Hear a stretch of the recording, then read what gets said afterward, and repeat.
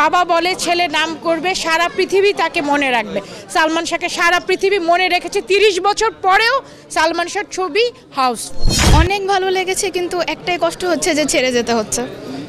ইচ্ছা করছে পুরোটা শেষ করতে চাই, কিন্তু আমার 16 তারিখে পরীক্ষা। সবচেয়ে বড় কথা হচ্ছে আমার বাচ্চা আজকে প্রথম বড় পর্দায় এসেছে। আমি সালমান শাহর ভক্ত, এই জন্য আমি ছবি দেখতে এসেছি। ও এসেছে, ও এখন এসে প্রথমে আসতে চায়নি, আমি জোর করে নিয়ে এসেছি। এখন এসে বলতেছে মা আমি যাব না, ছবিটা সম্পূর্ণ করে যাব, যদি ওর পরীক্ষা, কিন্তু সে মুভিটা শেষ না করে যাবে না।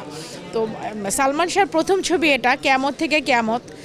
প্রথম যে গানটা বাবা বলে ছেলে নাম করবে, 30 বছর পরেও সালমান শাহর নাম থেকেছে। এবং সবচেয়ে বড় কথা, আমরা যে ফিল্ম আর্কাইভে মুভি দেখতে এসেছি তার হাউসফুল, একটা সিটও আপনি দেখবেন খালি নেই। এখন তো আমরা ইন্টারভেলে আছি, তো আমার বাচ্চাও যেতে চাচ্ছে না, ওর এক্সাম দেখে আমাকে চলে যেতে হচ্ছে।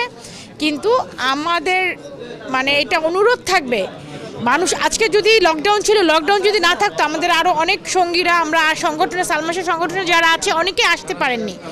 নতুন প্রজন্ম, পরবর্তী প্রজন্মের পরে প্রজন্ম, এভাবেই মানুষ সালমান শাহকে মনে রাখবে। ঠিক আছে, সালমান শাহ যে এই গানটা গেয়েছে, সে এই গানটা যে বলেছে, গানটা কিন্তু তার জীবনে সত্যি হয়ে গেছে। গানটা তার জীবনে সত্যি হয়ে গেছে যে বাবা বলে ছেলে নাম করবে, সারা পৃথিবী তাকে মনে রাখবে।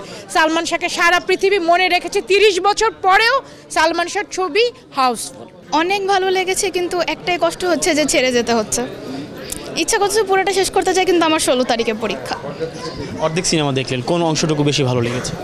এটা তো বলা যাচ্ছে না আসলে, কেননা পুরাটাই ভালো লাগছে। আমার সাথে আসছেন, অনুভূতিটা কেমন?